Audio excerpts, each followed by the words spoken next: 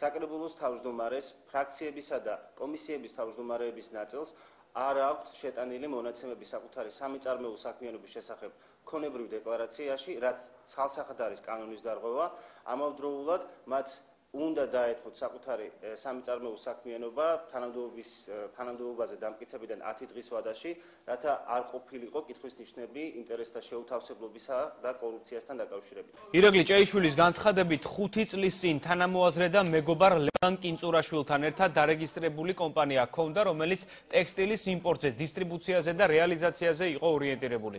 რეესტრის ამონაწერის თანახმად საკრებულოს თავმჯდომარე ამ დრომდე ირიცხება H&M-ის დირექტორად. თუმცა ჭეიშვილის განცხადებით ბრენდის შემოსვლა აჭარაში ვერ მოხერხდა, რის გამოც აღნიშნული კომპანიის საქმიანობა არ დაფიქსირებულა.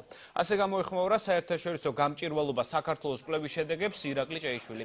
სამეწარმეო კომპანიის დაფუძნებას ადასტურებს საკრებულოს წევრი თენგიზ აფხაზავას, თუმცა აცხადებს, რომ მისი კომპანიაც არ ფუნქციონირებს და უახლოეს დღეებში გაუქმებასაც გეგმავს. საკრებულოს წევრები აცხადებენ, რომ კომპანიების არასამეწარმეო საქმიანობის გამო ისინი დეკლარაციაში არ ასახეს.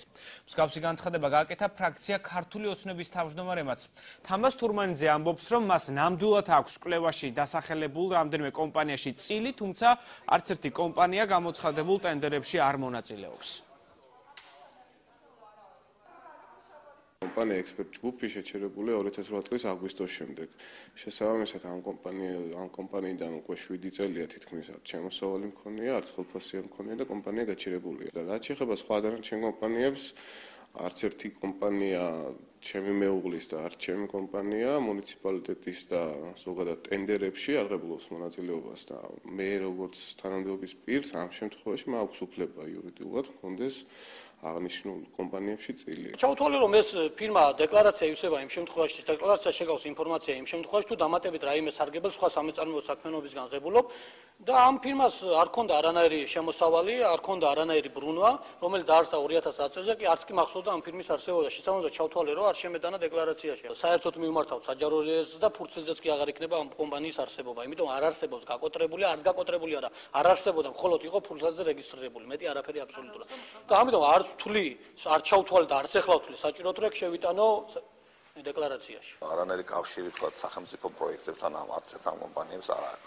ეს კომპანიები არის წლების წინ დაფუძნებული კომპანიები, დაფუძნდა დაახლოებით 2 წლის უკან და კიდევ ერთხელ მეორე არ ფუნქციონირებს, იმიტომ რომ ის პროექტი, რომლის გამოც იყო ეს კომპანია დაფუძნებული, არ შედგა, ხოლო მეორე რაც შეეხება ეს დაახლოებით 4-5 წლის უკან შექმნილი კომპანიაა და მის მართვაში მონაწილეობას არ აქვს. ავტომატურად დეკლარაცია არ ივსება, როცა არანაირი შემოსავალი არ ფიქსირდება კომპანიის ანგარიშზე, პრაქტიკულად ეს არის უმოქმედო კომპანია.